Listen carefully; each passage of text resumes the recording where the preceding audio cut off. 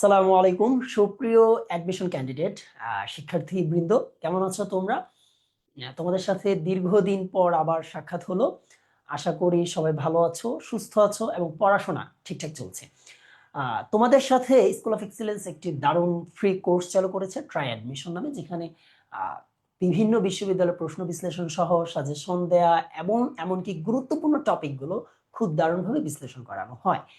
তোমাদের সাথে নিয়মিত দেখা হচ্ছে। আমি আব্দুল আল মাহফুজ আছি স্কুল অফ এক্সিলেন্সের পক্ষ থেকে, পড়াশোনা করছি ঢাকা বিশ্ববিদ্যালয় বাংলা বিভাগে। পড়াশোনা শেষ প্রায়। ঠিক আছে, আমরা তাহলে মূল ক্লাসে শুরু চলে যাই। আজকে আমরা একটু দেখার চেষ্টা করব বিশ্ববিদ্যালয়ে ভর্তি প্রস্তুতির জন্য বাংলা মূলত কিভাবে পড়তে হয়। ঠিক আছে, যে কিভাবে বাংলা অধ্যয়ন করব। এই প্রশ্নের উত্তর খোঁজার মধ্য দিয়ে আমরা মূলত আজকে একটি চমৎকার ক্লাসের আয়োজন করার চেষ্টা করব, যেখানে আমরা খুব গুরুত্বপূর্ণ কিছু টপিক এবং প্রশ্ন দেখার চেষ্টা করবো। হয়তো অনেকের জন্য একটু কঠিন হবে, কিন্তু প্রশ্নগুলো খুবই সহজ এবং বিশ্ববিদ্যালয়ের ভর্তি পরীক্ষায় আসার মতো। ঠিক আছে, তোমরা কি আমাকে শুনতে পাচ্ছ কিনা ক্লিয়ারলি এবং দেখতে পাচ্ছ কিনা একটু যদি আমাকে জানাতে। ওকে, ঠিক আছে, সবকিছু ঠিক আছে, আমরা তাহলে মূল ক্লাসে চলে যাই। প্রথম কথা হলো, এটা আমার একদম, তখন আমি ইউনিভার্সিটিতে সেকেন্ড ইয়ারে পড়ি, সেকেন্ড ইয়ারে পড়ি। আহ, বৃষ্টির মধ্যে একদিন রাতে তোলা ছবি। আর এখন আমি ফাইনাল ইয়ার শেষ। তো মোটামুটি খুব একটা অমিল নাই, তাই না? একদম আগের মতোই আছি। দেখ, আলহামদুলিল্লাহ। আমরা তাহলে বাংলার প্রথম পত্র কেমন করে পড়তে হয় সেই প্রশ্নে চলে যাই। প্রথম প্রশ্ন আমরা দেখতে পাচ্ছি, তুমি অধম তাই বলে আমি উত্তম হইব না কেন। আমার লাইফের সেরা মোটিভেশন হলো আজকে এই উক্তিটা। ঠিক আছে, দেখো, একটা মজার বিষয় কি আমি বলি, যে বাংলা অ্যাডমিশনের জন্য খুবই গুরুত্বপূর্ণ। বিশেষ করে আমরা মনে করি, আমরা তো বাংলা ছোট থেকে বলি, বাংলা ছোট থেকে লিখি, কিন্তু তুমি যখন লিখবা, ধরো লিখতে গেছো যে তুমি ভীষণ সুন্দর, তুমি লিখে ফেলবা এইভাবে ভীষণ, বানানটা কিন্তু ভুল। অর্থাৎ বানান ভুলের এই মাত্রাতিরিক্ত কারণে আমরা যে কোনো প্রতিযোগিতামূলক পরীক্ষা যেহেতু এখন লিখিত আছে, আমরা অনেক বেশি পিছিয়ে যাচ্ছি। এবং সেজন্য আমাদের বাংলা খুবই সেন্সিটিভলি পড়তে হবে। এবং লিখি এমসিকিউ এর জায়গায় যদি আমরা দেখি, সেই পূর্বের তুলনায় গতানুগতিক যেই গড গদ বাঁধা যেই প্রশ্নগুলো আমরা দেখতাম, যে এই কবিতার লাইন কতটি, চরণ কতটি, এই ধরনের প্রশ্ন কিন্তু এখন আর ভর্তি পরীক্ষা আমরা পাই না। এখন প্রশ্ন কিছুটা স্ট্যান্ডার্ড, কিছুটা অনুধাবনমূলক এবং তোমার প্রজ্ঞাকে যাচাই করার জন্য একজন প্রশ্নকর্তা প্রশ্ন করে থাকেন। সুতরাং তোমাকে প্রস্তুতিটাও নিতে হবে তোমার স্ট্যান্ডার্ড বজায় রেখে। সেজন্য আমরা যদি প্রথমে দেখি যে প্রথম প্রশ্ন, তুমি অধম তাই বলে আমি উত্তম হইব না কেন, এমন হয় না? আমরা আমাদের আশেপাশের মানুষের জন্য অনেক কিছু করে ফেলছি, কিন্তু তারা বিনিময়ে আমাদেরকে কিছুই দেয়নি। উল্টো আমাদের নামে আশেপাশে অনেক বাজে কথা ছড়ছে। হয়তো তারা আমাদের ভুল বুঝতেছে, হয়তো তারা আমাদের কষ্ট দিচ্ছে। এটা আমরা কি হয় বাবা মার ক্ষেত্রেও দেখি, তাই না? বাবা মার জন্য অনেক কিছু করে ফেলছি, বন্ধুদের জন্য অনেক কিছু করে ফেলছি, কিন্তু দিন শেষে আমরা কিছুই পাই না, প্রাপ্যটুকু আমরা পাই না। এই যে একটা মনোভাবনা, মানুষ ভাবনা, এইটা কিন্তু যখন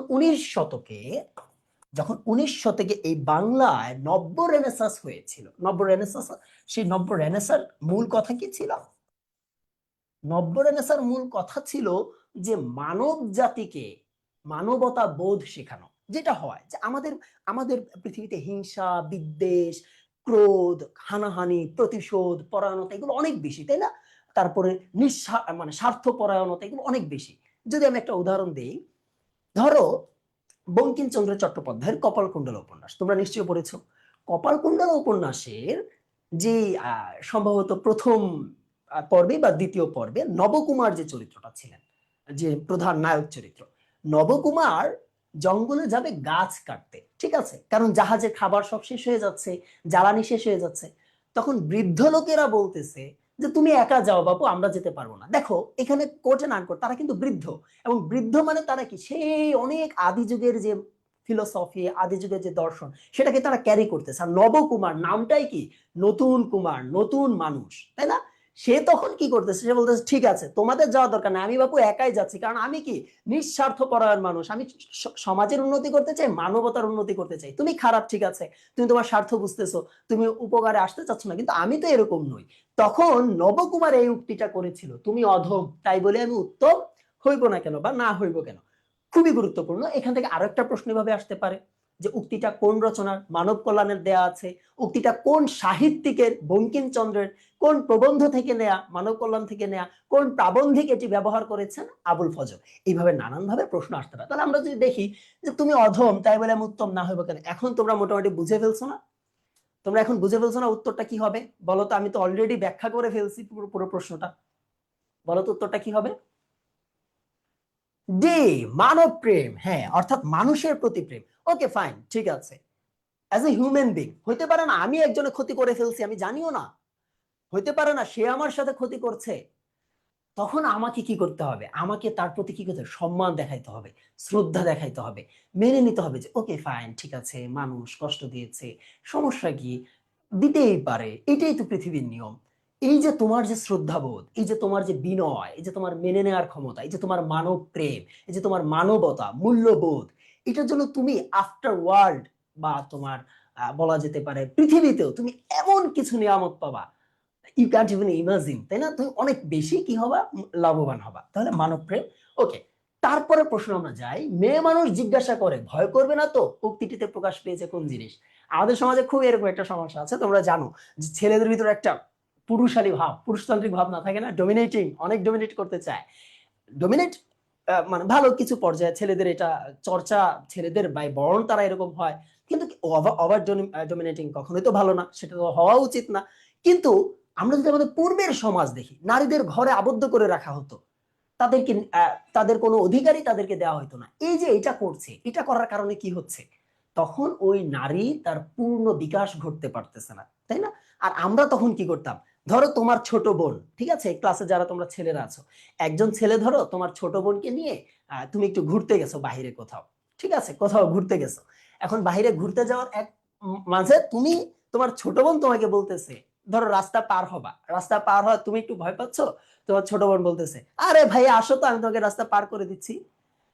তখন তোমার কি মনে হয়? দেখ, তুই হলে আমার ছোট, তার উপর মেয়ে, তুই আমাকে রাস্তা পার করাবি? এই যে তোমার ইমাজিনটা আসছে, তোমার যে থট, এই থটটা কেন আসছে? কারণ তুমি কি ভাবতেছো, তুমি ম্যান, তুমি হলো পুরুষ মার্দ, তোমার কি করতে হবে? ও মেয়ে মানুষ তো আমাকে রাস্তা পার করাতে কখনোই পারে না, সুতরাং আমি নিজেই রাস্তা পার হব। এই ভাবনাটা একটা পুরুষতান্ত্রিক ভাবনা। সেইটাই আমরা বিলাসী গল্পে দেখতে পাই, যখন নেড়া চরিত্রটা কি করলো, যে সে যখন জঙ্গল পার হবে, বিলাসিতাকে সে বলতেছে যে ভাই, ঘন জঙ্গল, পথটা একটু দেখে পা ফেলে যেও। এবং তখন সে কি বলতেছে, যে মেয়ে মানুষ, নেড়া বলতেছে আসছে, মেয়ে মানুষ জিজ্ঞেস করে মানে আমারে হেল্প করবে, তাই না? তখন কি উক্তিটিতে কি প্রকাশ পেয়েছে? উক্তিটিতে প্রকাশ পেয়েছে দাম্ভিকতা, পুরুষতান্ত্রিক দাম্ভিকতা, পুরুষতান্ত্রিক যে অহংকার, পুরুষতান্ত্রিক যে অহংবোধ।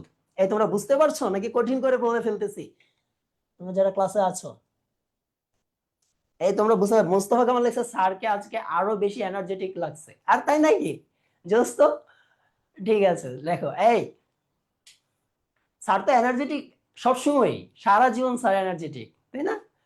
আচ্ছা ঠিক আছে, ওকে, সবাই বলছে বুঝতে পারছি। আমরা তাহলে পরের গল্পে চলে যাই। এখান থেকে যেভাবে প্রশ্ন আসতে পারে অন্যভাবে, যে উক্তিটি কার, উক্তিটি কোন গল্পের, এবং এর আশেপাশে বিলাসীর বেশ কিছু গুরুত্বপূর্ণ উক্তি আছে, সেগুলো গুরুত্বপূর্ণ।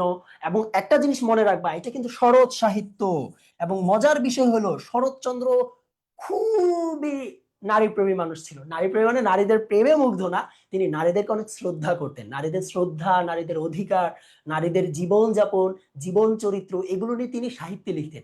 এমনকি মজার বিষয় কি, শরৎচন্দ্র উনি একটা ছদ্মনাম ব্যবহার করতেন, সেটার নাম কি জানো তোমরা? অনিলা দেবী। তিনি এই ছদ্মনাম ব্যবহার করে কিন্তু লিখতেন। ঠিক আছে, একটু এগুলো জেনে নিতে হবে। ওকে, তারপরে আমরা যাই, আমার পথ প্রবন্ধে প্রাবন্ধিকের অন্যতম উদ্দেশ্য কোনটি? খুবই গুরুত্বপূর্ণ, এটা যে সঠিক উত্তর দিতে পারবে সে কিন্তু মাহফুজ স্যারের বিখ্যাত লাল সালাম আজকে পাবে। হা হা হা হা, তোমরা তো সবাই ডিম পাচ্ছ, আন্ডা পাচ্ছ। রাজহাঁসের ডিম নাকি দেশি মুরগির ডিম, কোনটা? রাজহাঁসের ডিম নাকি দেশি মুরগির ডিম? শোনো, আমি শরীর খুবই অসুস্থ, ঠিক আছে? এখন এই অসুস্থ, এত বেশি অসুস্থ যে আমি তোমাদের সাগর স্যারকে ক্লাস শুরুর আগে বলছিলাম যে যদি আমি প্রেশার লো এর কারণে পড়ে যাই বা সেন্সলেস হই, যেন ওর দ্রুত এটা ধরে, সেজন্য এনার্জেটিক থেকে আমি সেটা মানে কাটিয়ে ওঠার চেষ্টা করতেছি। মেন্টালিটি, পজিটিভনেস, পজিটিভ থাকতে হবে পরীক্ষায় সবসময়। ধর্মীয় সম্প্রতি, মাহমুদুর রহমান নিহার, লাল সালাম। হ্যাঁ, তোমরা একটা লাইন দেখবা যে অতএব এই যে হিন্দু এবং মুসলমানের যে গলদ সেটাই দূর করা আমার পথের প্রধান উদ্দেশ্য। আমার পথ প্রবন্ধ বের করে এখনই ওই লাইনটা মার্ক করে ফেলো। এই লাইনটা খুবই গুরুত্বপূর্ণ এবং একই সাথে এটা একটু কনফিউজিং। কেন কনফিউজিং? তোমরা জানো যে আমার পথ প্রবন্ধ থেকে যে ধরনের এমসিকিউ গুলো আমরা দেখি, এমসিকিউ গুলো এরকম থাকে যে এমসিকিউ গুলো আসলে মনে হয় যে এটা উত্তর, মনে হয় যে ওইটা উত্তর। যেমন বিসিএস এ যারা পরিণতি সুশাসন দাগায় তাদের এরকম হয়ে যায় যে মনে হয় এটা উত্তর, আরে ওইটা উত্তর। তখন আমাদের যেটা করতে হবে, to the text book, go to text book and find the answer. Text বুকে যাবা এবং দেখবা যে কোনটা সঠিক উত্তর, একদম হুবহু সেটা দেওয়ার চেষ্টা করো। এবং টেক্সট বুকে সরাসরি দেওয়া আছে এইটা সঠিক উত্তর। আমার পথ প্রবন্ধ কার লেখা? কাজী নজরুলের কোন প্রবন্ধ থেকে নেওয়া? রুদ্রমঙ্গল, খুবই গুরুত্বপূর্ণ একটি প্রবন্ধ। এবং আমার পথ প্রবন্ধে তিনি কি করেছেন? ভারত জাতির জাগরণী শক্তি তিনি উচ্ছ্বাসিত করতে চেয়েছেন, উন্মেষ ঘটাতে চেয়েছেন। এই বিষয়গুলো একটু জেনে রাখতে হবে। তারপর আমরা যাই, যার মনে মিথ্যা সেই মিথ্যাকে ভয় পায়, বাক্যটি। এটা তোমরা দেখবা যে ধরো এরকম হচ্ছে, তোমরা খেয়াল করে দেখবা যে রাত্রেবেলা, তোমরা গ্রামে কেউ বসবাস করছো কিনা আমি জানি না, রাত্রেবেলা ধরো রাত্রেবেলা একটু ওয়াশরুমে যেতে প্রয়োজন পড়ছে। এখন ওয়াশরুমটা ঘরের বাহিরে, দাদু বাড়ি বা নানু বাড়ি গেলে, আল্লাহ মাশাল্লাহ, এই সত্যি করে হাত তুলে বলো কে কে যাইতে পারো? তোমাদের কার কার সাহস আছে রাত্রের বাজে দুইটা, দুইটা বা একটা, নানু বাড়ি গেছো, ঠিক উঠানের মাঝখানে একটা বড় তেঁতুল গাছ, ঠিক আছে, এখন বাসা থেকে বের হয়ে পর্যন্ত যাওয়া, তোমাদের কারো এই সাহস নাই। ঠিক আছে, স্কুল অফ এক্সেলেন্স থেকে লাভবাহী, ও জীবনেও যাইতে পারবে না, গ্রন্থিক জীবনেও যাইতে পারবে না। দেখো এটা খুবই টাফ, তাই না? অনেক কঠিন একটা কাজ। এটা আসলে করা যায় না, ভয় লাগে। কেন ভয় হয়? কারণ আমার মনে তো সবসময় কি আছে, এই ভূত আসলো, এদিক দিয়ে ভূত আসলো, ওদিক দিয়ে ভূত আসলো, এটা হয়। তখনই আসলে কি আমরা ভয়টা পাই। এবং এটা দারুণ একটা ফিলোসফি কাজ করে। আমি তোমাদের একটু যদি বলি, পজিটিভনেস লাইফে এত ইম্প্যাক্টফুল একটা জিনিস, এত ইম্প্যাক্ট রাখে পজিটিভ জিনিস, তোমার কল্পনারও বাহিরে। তোমরা তোমরা আসলে বুঝবে না, এটা অনেক একটা হাইপোথেটিক্যাল একটা আলোচনা আছে, সেদিকে না যাচ্ছি, সহজে বলি। তুমি যেটা ভাববা তোমার লাইফে সেটা ঘটবে। সহজ কথা, তুমি যেটা ভাববা তোমার লাইফে সেইটাই ঘটবে, সেইটাই। ঠিক আছে, তুমি কল্পনাও করতে পারবা না, তোমার লাইফে যা যেটা ভাববা সেটাই ঘটবে।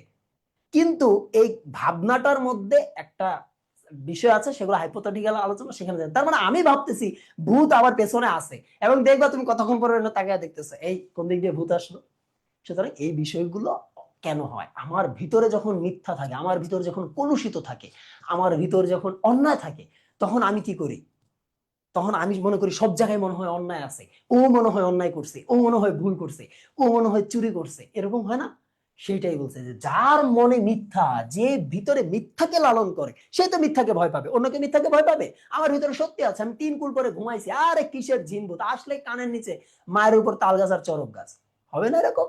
সেটাই, যে যখন তোমার ভিতরে সত্যের বাস থাকবে, যখন তোমার ভিতরে সত্যের উন্মেষ থাকবে, সত্যের প্রজ্বলন হবে, সেই প্রজ্বলন হইলেই তুমি কি করবা?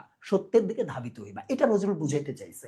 তাইলে বলছে যার মনে মিথ্যা, কমা সেই মিথ্যাকে ভয় পায়, দুইটা প্রধান খণ্ডিত বাক্য, যাকে আমরা ইংরেজিতে কি জানি যে প্রিন্সিপাল ক্লজ। এবং যখন দুইটা প্রধান খণ্ডিত বাক্য, প্রিন্সিপাল ক্লজ, যখন একসাথে হবে এবং বাই ইউজিং কনজাংশন অর কি, বাংলা সেটা কি, এই ধরো তোমার এবং, কিন্তু, এবং হলে তো সেটা যৌগিক বাক্য, সেদিকে না যাচ্ছি, কিন্তু, কমা, যে সে, যা তা, যদি তবে, যেখানে সেখানে, এইগুলো যখন যুক্ত হয় সেটা হয়ে যায় কি?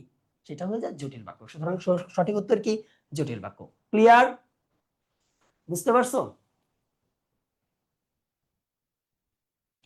এই বুঝতে পারছো কিনা? ওকে, ঠিক আছে। আমরা তাহলে এরপরে একটা স্লাইড আছে, সেটা আমাদের ভর্তি বিজ্ঞপ্তি। তোমরা জানো স্কুল অফ এক্সেলেন্স তোমাদের জন্য সর্বোচ্চ সেবার মান নিয়ে আসতে চায়।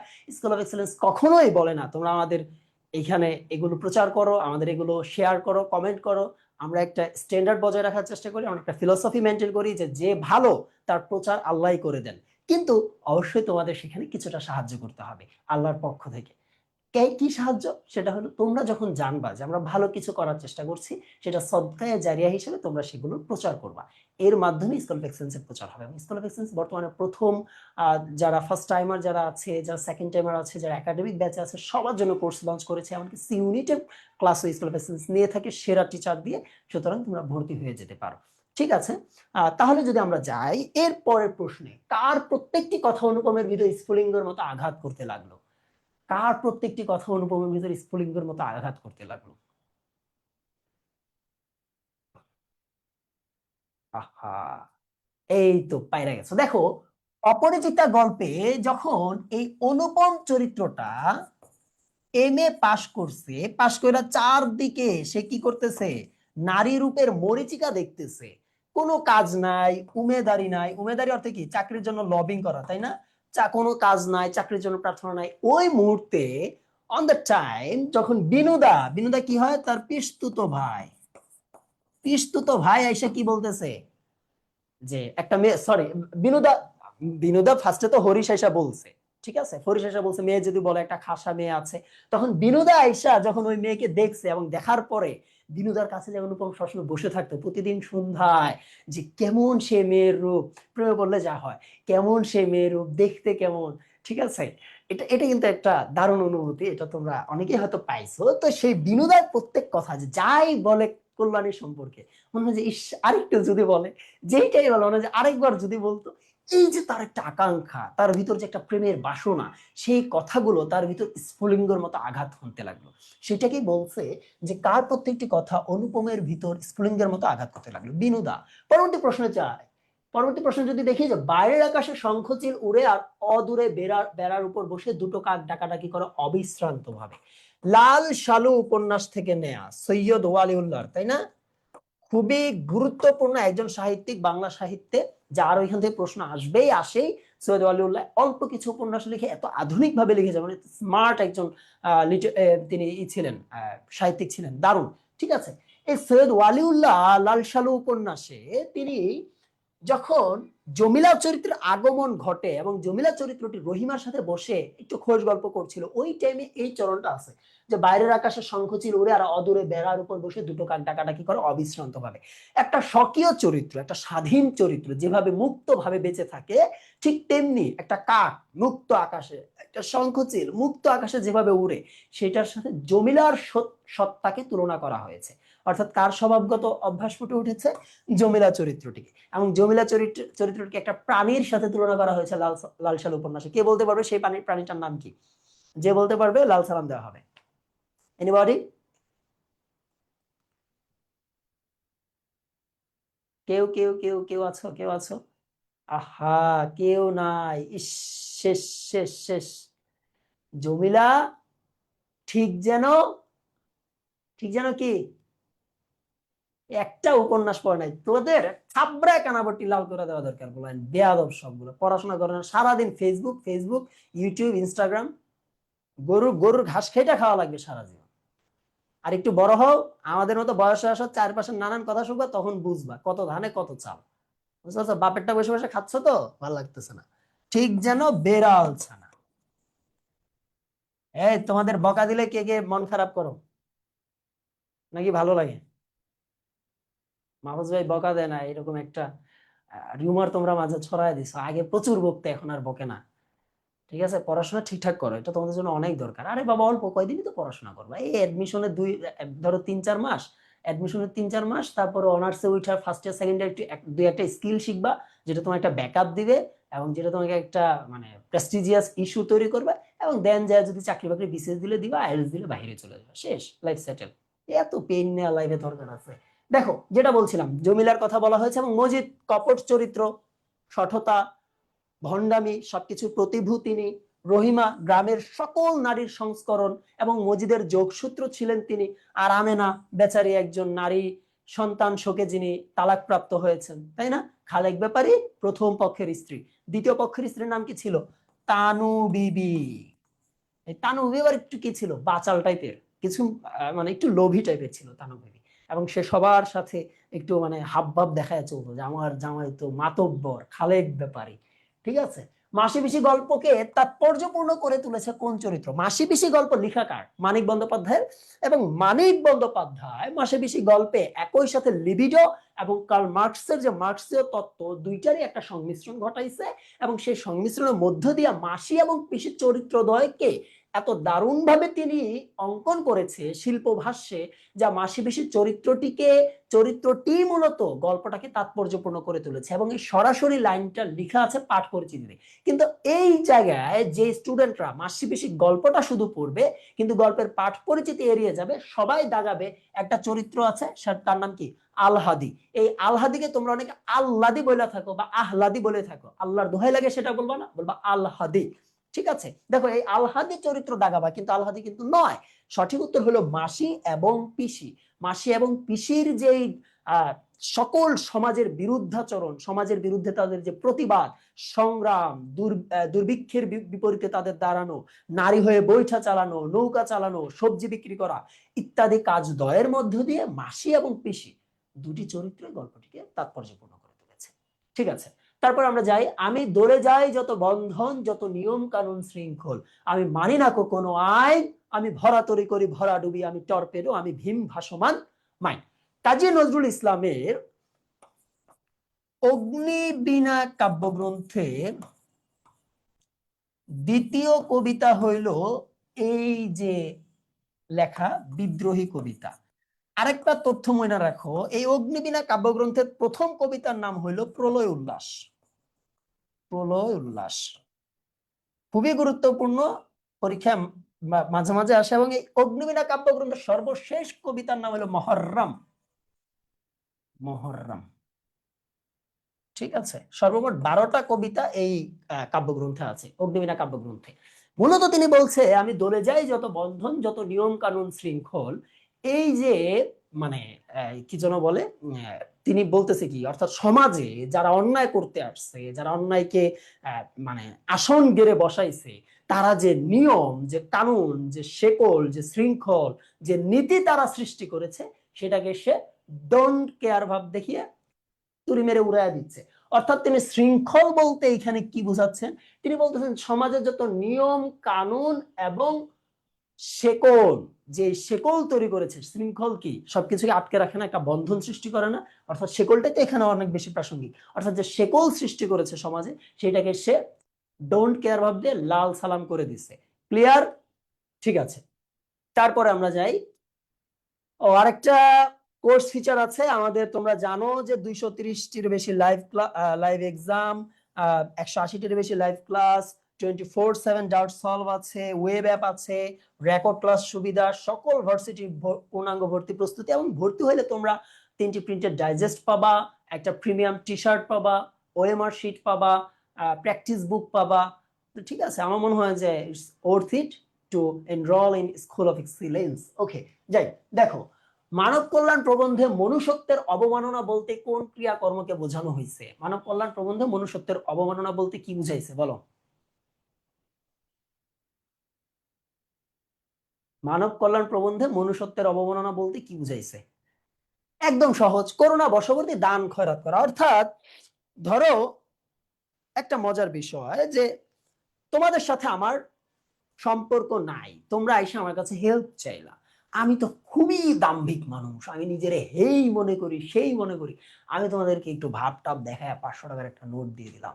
এই যে করুণার বশবর্তী করে তোমাদের দান করলাম, এটা কি তোমাদেরকে ছোট করলাম, তোমাদেরকে কি করলাম, অবমাননা করলাম, তোমাদেরকে অপমান করলাম, সেটাই বুঝাইছে। অর্থাৎ করুণার বশবর্তী হয়ে দান করা। কিন্তু যখন মানব কল্যাণ, তোমার আমার একটা সম্পর্ক থাকবে, স্নেহের সম্পর্ক, ছোট ভাইয়ের সম্পর্ক, টিচারের সম্পর্ক, যেইটাই হোক, তখন আমি যখন তোমাকে একটা প্রয়োজনে 500 টাকা দিয়ে হেল্প করব, তখন তুমি আর সেই অপমান বোধটা করবা না, তুমি তখন বরং প্রাউড ফিল করবে যে আমার ভাই আমার বিপদে পাশে দাঁড়িয়েছেন। ওকে, নেক্সট কোশ্চেন। ব্যঞ্জনার্থে শিল্প স্রষ্টা কবি সৃষ্টির সম্ভার বোঝানো হয়েছে কি দ্বারা? তার আগে বলো এটা কোন কবিতার প্রশ্ন? এটা মনে হয় না কেউ পারবে না, এরকম নয়। কোন কবিতার প্রশ্ন? সোনার তরী। সোনার তরী কে লিখেছেন? সোনার তরী কে লিখেছেন? রবীন্দ্রনাথ ঠাকুর। সোনার তরী কবিতার একটা সোনার তরী কবিতারই সম্ভবত, আমি যদি একেবারে ভুল না করে থাকি, একদম মোটামুটি শিওর বা 99% শিওর, একটা কবিতা আছে শেষ কথা। শেষ কথা খুবই গুরুত্বপূর্ণ, সরি খুবই গুরুত্বপূর্ণ, অনেক সুন্দর, বিশেষ করে সর্বশেষ 4-5 লাইন খুবই সুন্দর। আজকে পড়ছিলাম, খুবই সুন্দর একটা কবিতা। দেখো, ব্যঞ্জনার্থে শিল্প স্রষ্টা কবির সৃষ্টি সম্ভার বোঝানো হয়েছে মূলত সোনার ধান দ্বারা, অর্থাৎ একজন কৃষক তিনি অনেকগুলো ফসল সৃষ্টি করেছেন, ধান সৃষ্টি করেছেন, এবং সেগুলোকে তিনি কি বলছেন, সেটা তো ব্যঞ্জনার্থের। রূপকার্থে আমরা জানি সোনার কবিতা একটি রূপক কবিতা। রূপকার্থে তিনি বলছেন যে আমার যে ফসল ছিল সেটা মূলত কি আমার সৃষ্টিকর্ম, আমার সাহিত্য, আমার শৈল্পিক ভাষ্য, এবং সেইটাকে সে কি বলতেছে যে সেগুলো তার কাছে কি শ্রেষ্ঠ সৃষ্টি সম্ভার, এবং তিনি সেটাকে প্রকাশ করছে সোনার ধান দ্বারা। এবং নদী বলতে জীবনকে বোঝানো হচ্ছে, জীবন। একটা জিনিস মনে রাখবা, রবীন্দ্রনাথ যেখানে আছে, যদিও তোমরা তার একটা খুব সুন্দর একটা শর্ট নাম বলো অ্যাব্রিভিয়েশন, যেটা হলো রঠা। এই রঠা যেখানে আছে, রঠা যদি কখনো বলে নদী, ধরে নিবা নদী মানেই জীবন। তোমরা মোতাহের হোসেনের জীবন ও বৃক্ষ, জীবন ও বৃক্ষ প্রবন্ধের নাম শুনছো? এই জীবন ও বৃক্ষ প্রবন্ধে দেখবে একটা লাইন আছে, কবিগুরু রবীন্দ্রনাথ ঠাকুর জীবন, নদীকে জীবন বলেছেন, বা এরকম একটা লাইন আছে যে নদীর সাথে জীবনকে তুলনা করছেন। সুতরাং এই প্রশ্নটা যদি আসে নদী বলতে কি বুঝেছি, বলবা জীবন, পূর্ণাঙ্গ জীবন ব্যবস্থা বা জীবন পরিক্রমা, যে কোনো কিছু একটা দিয়ে দিতে পারো। ওকে ফাইন, নেক্সট কোশ্চেনে চলে যাচ্ছি। কবি মনে বিষণ্ণতা মূর্ত হওয়ার কারণ কোনটি? দেখো প্রশ্নগুলো কিন্তু গতানুগতিক কোনো প্রশ্ন আসতেছে না যে সোনার কবিতা কয়টা লাইন, সোনার কবিতা কে লিখছে, বিলাসী গল্পের প্রধান চরিত্রকে, নায়ককে, এগুলো কিন্তু আসতেছে না। একটু ক্রিটিক্যাল আসবে, তোমাকে ভাবার সুযোগ দিবে এবং তোমাকে ভেবে পরীক্ষায় প্রশ্নটা দাগাতে হবে, সেই স্পেস তারা তোমাকে দিচ্ছে। কবি মনে বিষণ্ণতা মূর্ত হওয়ার কারণ কোনটি? বলো। যখন সুফিয়া কামাল তাহার এই পরমাণু কবিতায় প্রথম স্বামী মারা যায়, স্বামী বিরহে যখন বসন্ত চলে যায়, বসন্তকে তিনি ইন্ডিকেট করছেন তার পুরনো স্বামীর সাথে স্মৃতিচারণ করে, কারণ মনুষ্য মন কি প্রকৃতি দ্বারা প্রভাবিত, তাই না? প্রকৃতি যেরকম করে মনুষ্য মন সেরকমই হয়। তো তিনি বলছেন যে এই যে তিনি বিষণ্ণ ভাবে মূর্ত হয়ে তিনি কি করছেন, তখন বলতেছেন যে যখন বসন্ত চলে যাচ্ছে মনে হচ্ছে তার প্রিয়জন যেন চলে গেল, তার যেন আপন কেউ চলে গেল, এবং তিনি বলতেছে কি যে তাহারই পরে মনে ভুলিতে পারি না কোনো মতে। কেন বলতে পারি না? ওই যে কি যেন রিক্ত পথে গিয়াছে চলিয়া পুষ্প শূন্য দিগন্তর পথে, তাহারই পারি না মতে, তাহারই পারি না, লাইনটা ভুলে গেলাম। তাহারেই তাহারেই পরে মানে ভুলিতে পারি না কোনো মতে, সরি।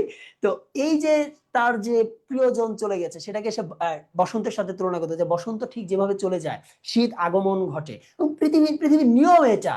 আমি যদি এখন এখানে মারা যাই, তোমরা সবাই আগামীকাল সকালে নাস্তা করবা, একজনও বাদ যাবে না, ঠিক আছে? ইভেন আমার অফিসে যে কলিগ আছে ও সকালে নাস্তা করবে। এবং যে লোক আমাকে একসময় বলছে যে ভাই আপনার ছাড়া আমার একদিনও চলবে না, সেই লোকও নাস্তা করবে। ইভেন আমার বাবা মাও নাস্তা করবে, হয়তো কালকে করবে না, পরের দিন করবে। পৃথিবীর নিয়ম এটা, পৃথিবী কখনোই থেমে থাকে না কারোর জন্য।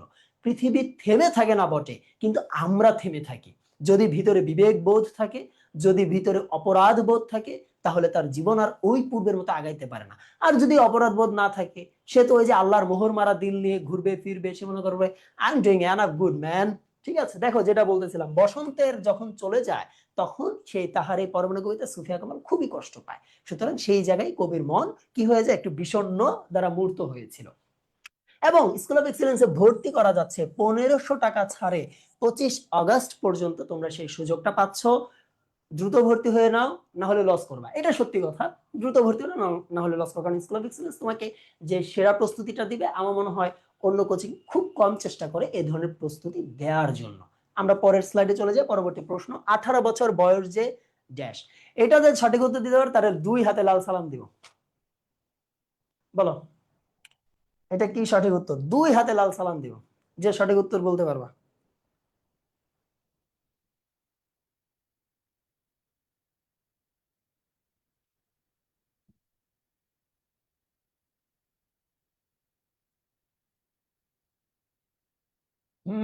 দারুণ। দেখো 18 বছর বয়স ভয়ঙ্কর, 18 বছর বয়স তীব্র, 18 বছর বয়স দুঃসহ, সবগুলো আছে, শুধু দুর্বারের আগে একটা শব্দ এক্সট্রা আছে যে, অর্থাৎ 18 বছর বয়স যে দুর্বার। কবি সুকান্ত ভট্টাচার্য লেখা অসম্ভব সুন্দর একটা কবিতা, এবং সুকান্ত ভট্টাচার্যের অনেক সুন্দর একটা কবিতা আছে ছোট্ট দেশলাই।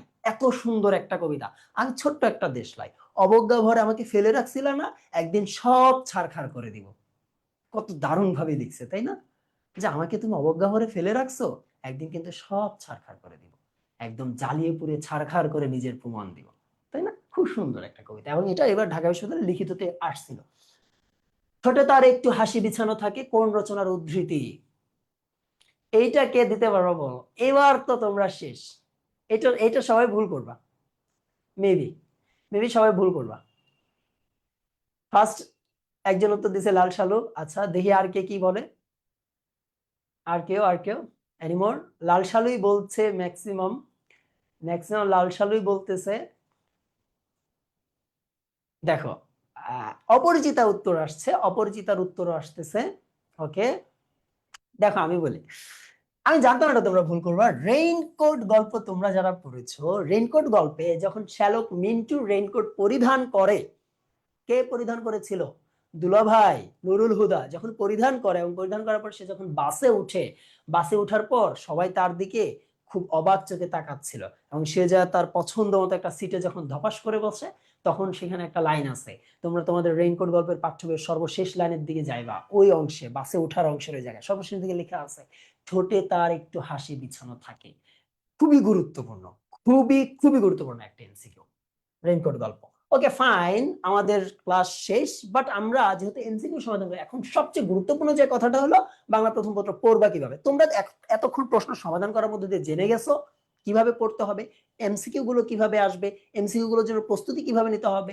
ফার্স্টে যে বিষয় করবা, অনুধাবনমূলক বিষয়গুলো খেয়াল করবা, অনুধাবনমূলক বিষয়। তারপরে খেয়াল করবা জ্ঞানমূলক, তারপরে খেয়াল করবা জ্ঞানমূলক। এরপরে যে বিষয়টা, একটা বই যখন তোমরা পড়বা, বইয়ের ফার্স্ট প্যারা এবং লাস্ট প্যারা খুবই খুবই গুরুত্বপূর্ণ। এরপরে যে বিষয়, একটা বইয়ে 3-4টা প্যারা থাকে, প্রতিটা প্যারার প্রথম লাইন শেষ লাইন, প্রথম লাইন শেষ লাইন, খুবই খুবই খুবই খুবই গুরুত্বপূর্ণ।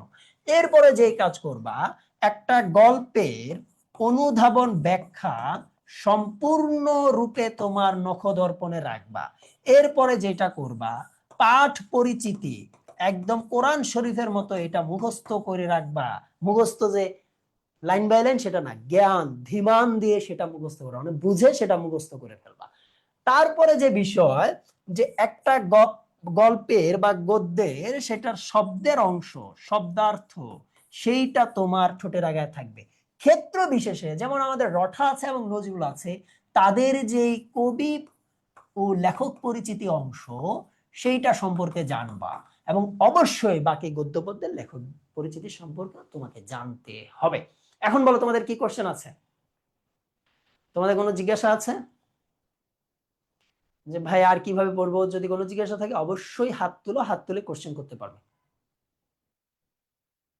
যদি কোনো জিজ্ঞাসা থাকে অবশ্যই হাত তুলে প্রশ্ন করতে পারবে, না থাকলে আমরা ক্লাস শেষ করে দিচ্ছি। আমার মনে হয় তোমরা বুঝতে পেরেছো বাংলা প্রথম পত্র প্রস্তুতি কিভাবে নিতে হবে, কিভাবে পড়তে হবে, এবং কিভাবে প্রশ্ন অ্যানালাইসিস করতে হবে। ধন্যবাদ তোমাদের সবাইকে। খুবই অসুস্থ শরীরে তোমাদের সাথে সামনে দাঁড়িয়েছি, সর্বোচ্চ চেষ্টা করেছি তোমাদেরকে সবচেয়ে ভালো ক্লাস উপহার দিতে। যদি কোথাও মনে হয় যে ভাইয়া একটু থেমে যাচ্ছে, অবশ্যই ক্ষমা করবে।